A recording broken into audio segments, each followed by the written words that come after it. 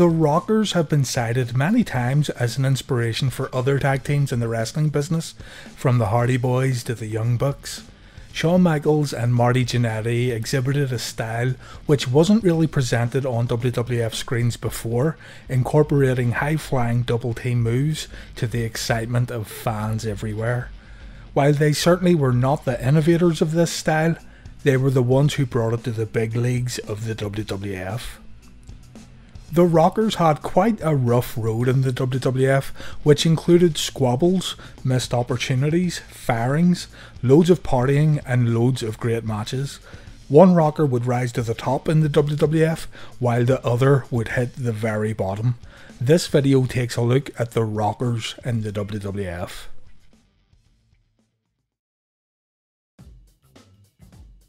Shawn Michaels and Marty Jannetty were first brought together as a tag team in 1985 in the NWA's Central States Wrestling Territory in Kansas.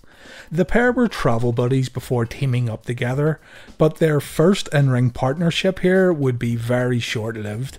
Shawn travelled back to his home state of Texas to begin work with Texas All-State Wrestling, so it seemed the duo was never destined to be a permanent tag team. At the beginning of 1986, as fate would have it, both Marty and Shawn were signed by the AWA. The AWA were attempting to sign younger and more athletic stars as they were focused on becoming a national wrestling company. The duo settled on the tag team name of the Midnight Rockers after rejecting the names the US Express and the Country Rockers. The pair got over well with younger audiences, especially female fans, as they performed as pretty boys in their matching ring attires. What separated the Midnight Rockers though from other pretty boy tag teams was the fact that these guys could actually work, and they had an exciting ring style that got them rave reviews from the wrestling media along with spectators. Thanks to their growing popularity, the Midnight Rockers were catapulted to the top of the AWA's tag team ranks, chasing after Doug Summer and Buddy Rose's tag team titles. Their match on September 2nd, 1986 is legendary within wrestling circles as one of the bloodiest matches in AWA history and has been named the AWA Bloodbath. Sure, it has been surpassed these days in terms of colour, but back then it was quite a big deal. A few months after this match, the Midnight Rockers captured the AWA tag titles.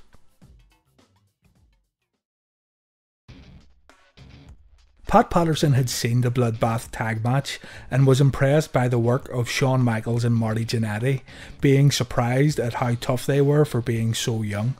So impressed was Patterson that he went immediately to Vince McMahon and said WWF should sign these guys right away. Early in 1987, Shawn and Marty made their first WWF appearance after dropping the AWA tag titles just 5 days prior. Their first match was at a house show in Minnesota where they unsuccessfully challenged the WWF tag champions, the Hart Foundation. A few days later, they had their first WWF taped show, WWF Wrestling Challenge, where they defeated Jose Estrada and Jimmy Jack Funk. Just a few short weeks later though, the Rockers were fired from the WWF. Shawn Michaels has said in his DVD documentary Heartbreaking Triumph, and also in his book with the same name, that Jimmy Jack Funk provoked the Rockers in a bar after a WWF show. Apparently, Jimmy Jack Funk was pushing the Rockers around due to their reputation for being big party guys in the AWA. Shawn and Marty, still to this day, claim they were on their best behaviour when they got to the WWF, but Jimmy Jack Funk right here was trying to get a reaction out of both men, claiming they weren't tough and they didn't belong in the WWF.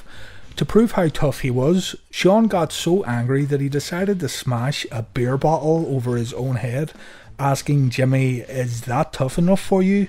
before leaving the bar.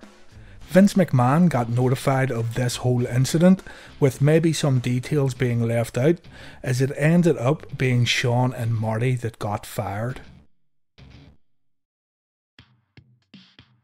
Disheartened by what had happened in the WWF, the Midnight Rockers went to Continental Wrestling for a short while before making their way to the CWA in Memphis. The CWA in Memphis was affiliated with the AWA, where Marty and Shawn had worked prior to joining the WWF. Both men didn't want to ask AWA if they could return, seeing as how they left the company to join the WWF earlier in the year. They didn't need to worry though, as the AWA noticed how much the Midnight Rockers had improved in such a short period of time, and the company asked Shawn and Marty to come back and work some matches again. The Midnight Rockers would subsequently split their time in both the CWA and the AWA during this period, working as heels in Memphis but babyfaces in the AWA. The team captured the AWA tag titles once again, defeating the original Midnight Express and going on to have a brief feud with the Rock and Roll Express. Shawn and Marty began noticing their worth, and they asked AWA owner Vern Gagne for an increase in pay along with a guaranteed contract. When this was declined, the Midnight Rockers left the AWA. As the CWA was affiliated with the AWA, they had to leave that promotion too.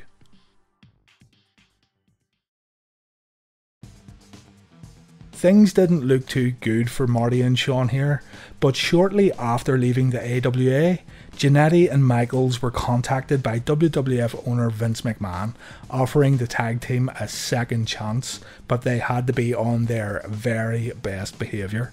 In May of 1988, the Midnight Rockers were back working for the WWF, with their name now shortened to the Rockers. This is the time period most people remember of the Rockers when they think about Marty and Shawn tagging together. By this point, both men were in sync with each other. They had perfected an arsenal of double team moves not ever seen on WWF programming before, and they got even brighter outfits with some memorable entrance music. The Rockers made their pay-per-view debut at the 1988 Survivor Series as part of the 10-on-10 Survivor Series tag match, where they were disqualified after brawling with the Brainbusters. This set up a slew of house show matches between the two teams that got rave reviews across the country. The feud continued to rage on as they clashed at Saturday night's main event in a match that saw both teams counted out for brawling on the floor. One of the Rockers vs Brainbuster house show matches was actually rated as one of the 50 greatest matches ever in the Pro Wrestling Illustrated 10th anniversary issue. The Rockers' popularity continued to grow throughout 1989 as they were featured at WrestleMania 5. That same year, the Rockers began a feud with the fabulous Rougeau brothers, which would lead to the introduction of Iron Man matches in the WWF. The two teams wrestled Iron Man matches at multiple house shows, and these are the very first bouts in WWE history to be billed as Iron Man matches. Sure, 1 hour long matches had happened before that. For example, NWA champion Ric Flair was known as the 60-minute man, but this was most falls within the hour wins. So to my knowledge anyway, the Rockers vs the Rougeaus was the first ever billed Iron Man match in the WWF. From here, the Rockers would resume their feud with the Brainbusters, have a few matches against the Powers of Pain in early 1990, and started a feud with the Orient Express that began at WrestleMania 6. The Rockers and the Orient Express feuded on and off for nearly a whole year, and their match at the 1991 Royal Rumble is somewhat of a forgotten classic for sure. That same year, the Rockers defeated the Hart Foundation in a 2 out of 3 falls match for the WWF Tag Team titles. During this match, which was being taped for TV broadcast at a later date, the top rope broke by accident.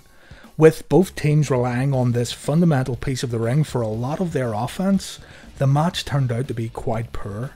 Still, the Rockers won the match and they did defend the titles against Power and Glory a few days later, but it was decided that their title victory here against the Hart Foundation would not be aired on TV due to the top rope incident. This meant that the WWE would not recognise the Rockers as tag champions, and the belts went back to the Hart Foundation. Still today in the history books, the Rockers have apparently never won the tag belts. The match though can be seen on Shawn's DVD documentary Heartbreak and Triumph.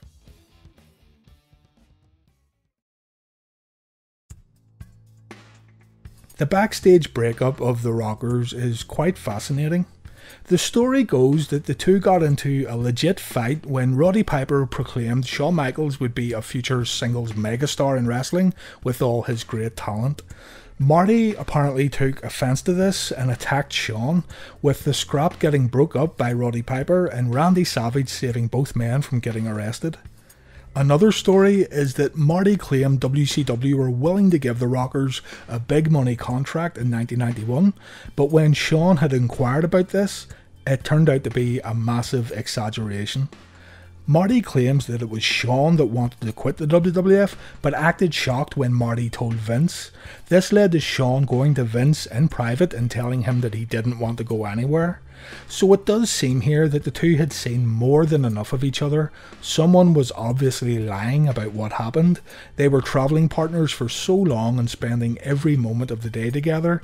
The two were just probably completely sick of the sight of each other. It was decided that both men would stay in the WWF, but the Rockers tag team would split up, with Shawn becoming a heel and Marty becoming a babyface. After some miscues in the ring and some on-screen bickering, the two would find themselves in Brutus Beefcake's barbershop. We all thought the two had worked out their issues, but Shawn hit Marty with a super kick and put his head through the glass window of the barbershop.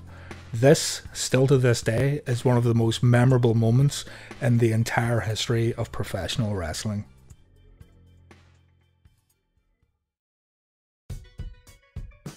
Michaels and Jannetty were supposed to feud right away in a series of matches, but Jannetty got suspended after he was arrested on January 25th, 1992.